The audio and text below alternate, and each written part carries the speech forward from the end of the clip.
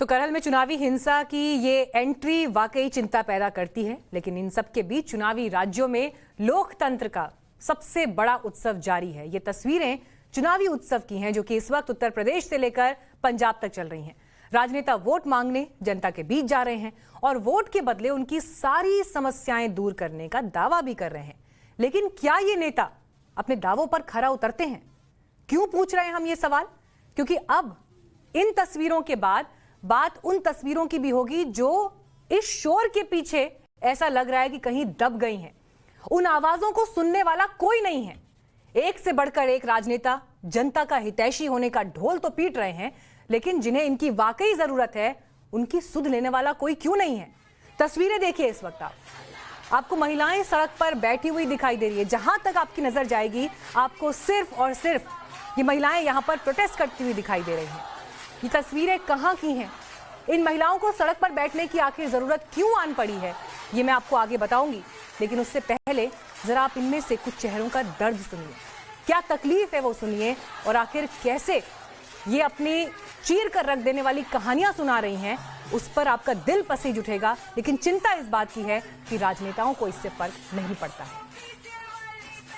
भारत को पोलियो मुक्त कराने में आंगनबाड़ी ने काम किया।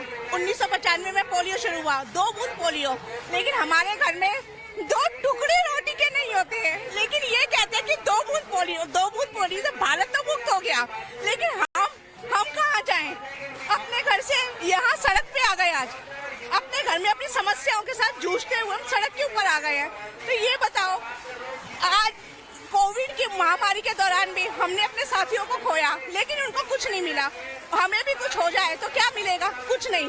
इस समय हमारे हस्बैंड की भी नौकरी दिहाड़ी की है। जब उनको काम मिल जाता है तब तो समझिए मेरे बच्चे एक टाइम रोटी खा लेते हैं, वरना तो रोटी तो बस यही है, बिना रोटी के भी चलते हैं। और बेटी मेरी खुद कैंसर पेशेंट है। आपको पता है कैंसर पेशेंट का इलाज सरकारी में भी कराना हो, धक्के कितने हैं, कितने धक्के। उस लड़की को बचाने के लिए मैं कह नहीं सकती, बिल्कुल नहीं कह सकती कि मैंने क्या किया। लड़की मेरी वेंटिलेटर में भी चली गई, लेकिन फिर भी मेरे डिपार्टमेंट से इतनी मदद नहीं मिली कि कैंसर पेशेंट के लिए वो कुछ कर सके। जिस तरह से ये महिला रोते हुए अपनी आप बीती बता रही है, इस महिला ने भी तो किसी को वोट दिया होगा, वोट देकर चुना होगा, तो क्यों इन्हें इनका हक नहीं मिल पा रहा, ये सवाल है। आंगनवाड़ी कार्यकर्ता ये हैं जो अपनी मांगों को लेकर अनिश्चितकालीन हड़ताल पर बैठी हैं। लेकिन ये महिला अकेली नहीं है, बल्कि अगर आप इन तस्वीरों पर भी नजर डालेंगे तो आप पाएंगे ऐसी करीब 22,000 महिलाओं की पूरी फौज यहां पर है, जो अपनी मांगों को लेकर 31 जनवरी से दर दर की ठोकर खा रही हैं। हमारे संवाददाता अमित गौतम ने इन महिलाओं के बीच जाकर इनकी तकलीफों को सुना, और जो रिपोर्ट उन्होंने भेजी आज वो देखनी चाहिए दिल्ली की सत्ता को भी और देश में बाकी लोगों को भी।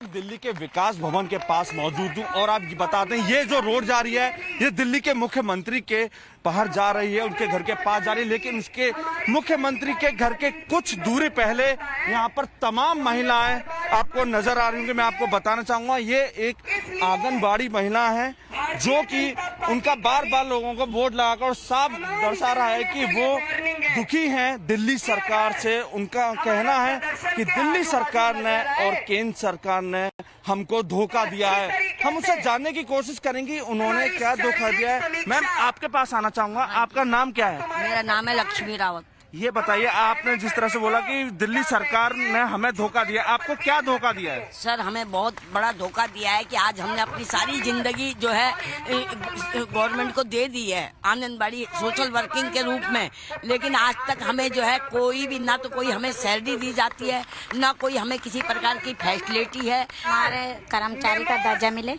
और हमारी जो मान्यता वो है, जो 15,000, 20,000, 25,000 मान्यता हेल्पर वर्कर, वो हमारे जायज है। ना जायज हम मांग नहीं रहे। तमाम महिलाएं थी, मेरे पीछे की नज़र को देखिए, जहां आपकी नजर जा रही होगी सैकड़ों महिलाएं सड़क पर उतर चुकी हैं, दिल्ली सरकार के खिलाफ उठ चुकी हैं। उनकी लगातार मांग है कि उनके तनख्वाह। तो आज सवाल इस बात का भी है कि देश में जो महिला नेता हैं, क्या उन्हें इनका दुख दिखाई दे रहा है, इनकी तकलीफ दिखाई दे रही है? और ये सवाल इसलिए भी बनता है क्योंकि एक सिलेक्टिव अप्रोच क्यों है, ये अपने आप में सवाल है। और ये सवाल महिला नेताओं से हम इसलिए भी पूछ रहे हैं कि जब बिलख बिलख कर ये महिलाएं अपना हक मांग रही हैं, सैलरी से लेकर रिटायरमेंट बेनिफिट से लेकर बच्चों की बीमारी से लेकर कोविड काल के बाद आई परिस्थितियों से लेकर, तो देश की राजधानी दिल्ली में इनको सुनने वाला कोई क्यों नहीं है। प्रियंका गांधी लड़की हूं लड़ सकती हूं कैंपेन की वो बात कर रही हैं, लेकिन वो दिल्ली से वाराणसी पहुंच जाती हैं, लेकिन आज इन महिलाओं के बीच पहुंचने का समय नहीं मिलता है। ममता बनर्जी चुनावी कैंपेन्स में वो पहुंच रही हैं, लेकिन इन महिलाओं के लिए उनका दिल नहीं पसीजता है। लेकिन ऐसा नहीं है कि सिर्फ महिला नेताओं की यहीं तक बात सीमित है। मायावती उत्तर प्रदेश की मुख्यमंत्री रह चुकी हैं, अमूमन वो ट्वीट्स भी करती हैं ऐसी घटनाओं को लेकर, लेकिन इस बात पर उनका भी दिल नहीं पसीज रहा। और देश की राजधानी दिल्ली, जहां पर आम आदमी पार्टी की सरकार है, वो क्यों मौन है, सवाल इस बात पर भी। और उससे अलग केंद्र की सरकार जो दिल्ली में बैठती है, नॉर्थ ब्लॉक, साउथ ब्लॉक, जहां पर मंत्रियों के दफ्तर हैं, वो क्यों खामोश हैं, आज ये इन महिलाओं का सवाल है।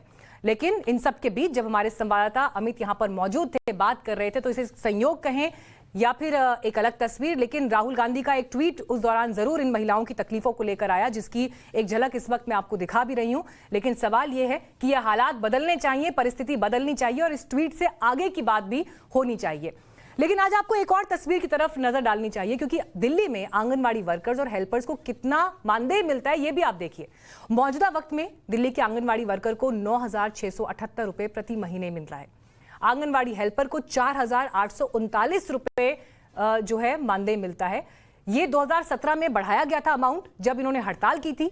इससे पहले आंगनबाड़ी वर्कर को 5,000 रुपए मिलते थे और आंगनबाड़ी हेल्पर को 2,500 रुपए मिलते थे। लेकिन अब इनकी मांग यह है कि आंगनबाड़ी वर्कर्स को 25,000 रुपए महीना मिले और हेल्पर्स को 20,000 रुपए प्रति महीना दिया जाए। फिलहाल ये महिलाएं ऐसे ही कई दिनों से विरोध प्रदर्शन कर रही हैं, लेकिन इन सब के बीच अब सवाल यही है कि आखिर इन्हें इनका हक कब मिलेगा। आंगनबाड़ी महिलाओं का हाल कमोबेश देश में एक सरीखा है, मानदेय भी लगभग एक जैसा। इनके प्रदर्शन की तस्वीरें भी नई नहीं हैं। आज दिल्ली है, कल गुड़गांव था और उससे पहले कोई और शहर। लेकिन ना ये सीधे तौर पर वोट बैंक है और सियासत में ना ही इनकी पकड़ है। आंगनबाड़ी महिलाओं की अपनी लड़ाई तो 2 जून की रोटी की है, और सच यही है कि 2 जून की रोटी भी आसानी से मयस्सर नहीं है।